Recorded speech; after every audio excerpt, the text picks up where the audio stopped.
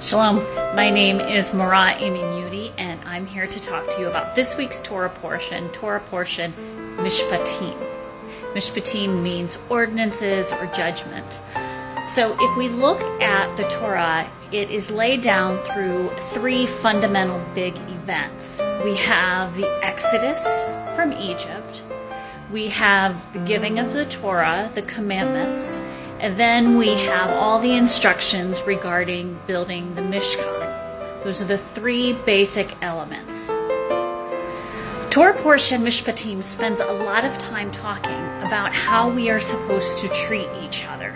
What to do if something bad happens. How do we deal with each other in justice? How do we deal with each other in mercy? The greatest portion of Torah portion Mishpatim is about how we treat each other, and relatively speaking, a smaller portion about how we react with God. Most of it is spent on how we react with each other.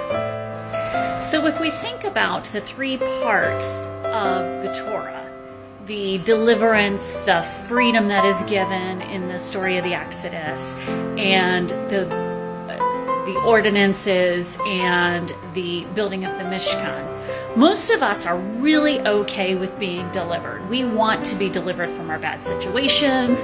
We want freedom. And of course we want the Mishkan. We want the idea of that intimacy and that dwelling together of God. But the Mishpatim, the ordinances, I'd rather not. Can we skip all past that part?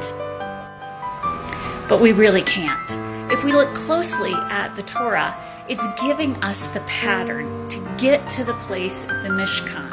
So if we have this wonderful deliverance experience where we were redeemed, we're taken out of our own sinful ways, we accept God as our Savior and as our deliverer, before we get to the part of intimacy of the Mishkan, we must first deal with Mishpatim.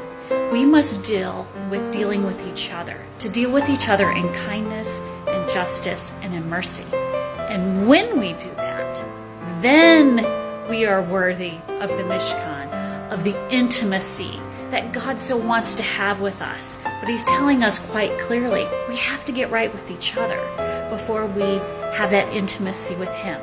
So I encourage you this week, deal with each other in mercy and in justice so that we can corporately come together in that place of intimacy in the Mishkan with God Himself. Shabbat Shalom.